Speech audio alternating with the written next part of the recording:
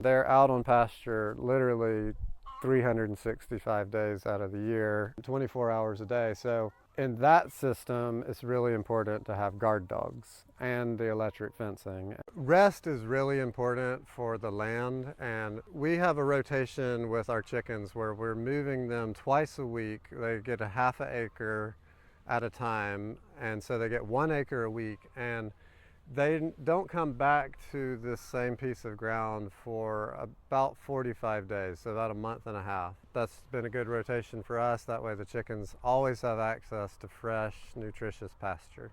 When people come here even like to try out for working, like, yeah, a lot of times like, oh yeah, I've been around chickens, and they've been around like 14 chickens, you know, in the backyard. But this is a whole nother thing. You feel like if you fall over, they'll just eat you. We move them every like 3 or 4 days. We move them forward a couple hundred feet. And then these coops are following like the sheep and cows. So the cows were just up that way. So they just graze the pasture, and then the chickens are coming behind, scratching things up and fertilizing the pasture. And then this whole area will rest for like probably the next 2 months. The past 4 years, that's kind of been our main focus, is growing the egg business. And so we have 4,000 chickens total, 2,000 out here and 2,000 in another field. When you see this many chickens, it seems large, but then you realize like, oh, we're actually still tiny when you look at how most food is produced. Most egg producers in the country have literally hundreds of thousands of chickens. So we have to follow the same rules as them, which is just, some of the stuff just isn't practical on our scale, but we still have to do it. So it's just part of being a small farmer. Yes, this is like our egg packing room where we come in and sort. So this happens 7 days a week in here. Basically 300 dozen eggs a day. So. Well, yesterday we got 285 dozen. Yeah, it's a lot of eggs. These are Cornish cross chickens. They just came in the mail in a box. Pretty much any chicken that you would buy from the store would have been a Cornish cross for the most likely. And they're special breed that only take 8 weeks to grow from hatch to ready to process. Pasture raised, so our backyard is just our pasture. And I come out and move it every single morning onto a brand new fresh square of grass. So I've been wanting to do this for a while now, and finally just decided to go for it this year. In our situation, we are rotating chickens on pasture year-round, and we're in the climate here in Tennessee where really we don't have harsh winters, and it gets very hot in the summer. So that's why we choose an open-air style of coop that doesn't have walls or floor, and that works really well in our climate. If I were in a northern climate, I would probably have something that's a little more resistant to wind and the cold elements.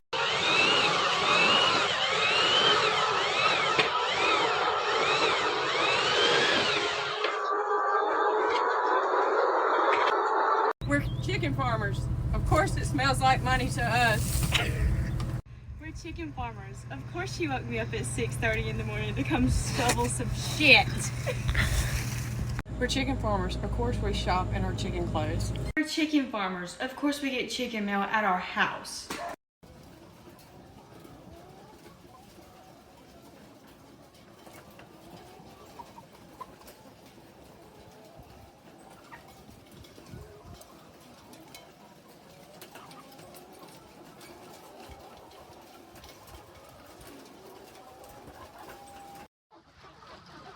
Morning farm top out here in the chicken houses early this morning. These birds are going to market this afternoon. Gave them their last meal last night. Getting ready to line these feeders up, and they'll be headed out here. So I hope everybody has a good day. Here's what it looks like when all the equipment is up. They're ready to go. They're in the process of catching another building, and this is what it looks like when they're just sitting here waiting. This is what it's like on the inside of the houses.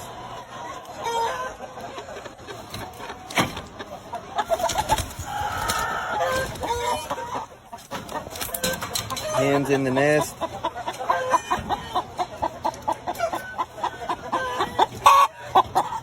She lays an egg. It rolls down. Just like that for 600 feet.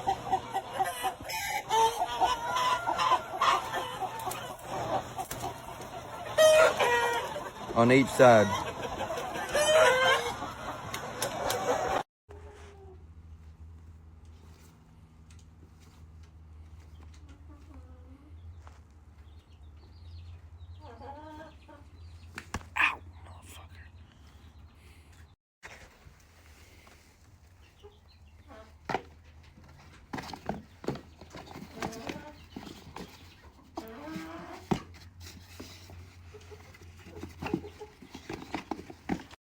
So update on little Carrot. She's very lethargic, still just wants me to just hold her and be close to her. We did some treatments on her last night, trying to see if it was food stuck in her crop. We massaged, flipped her upside down, trying to get her to vomit. Like some of the videos out there were showing us what to do. We also have her on an antibiotic. We have her drinking some apple cider vinegar mixture, and then plain Greek yogurt. So we're trying everything that we can to get my little girl healthy and better. I was just glad to see her okay this morning when we woke up, as far as still with us. But we'll keep you updated. If you're thinking about getting chickens but you're worried about the cost, here's a full breakdown on how much it costs to have 5 chickens.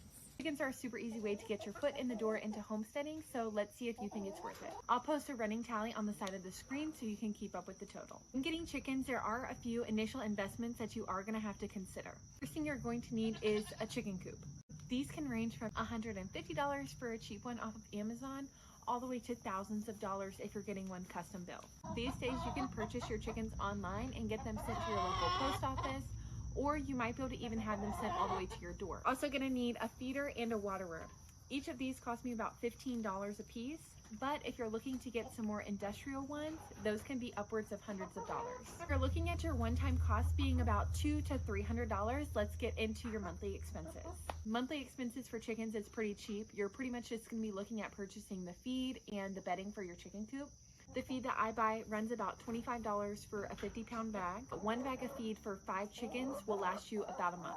Bedding that I put in my chicken coop is hay, which costs me about $6 a bale. Alternatively, you could use a bag of shading. For 5 chickens, your monthly total is coming to about $30 a month. With 5 birds, you can be expecting to get about 8 dozen eggs a month.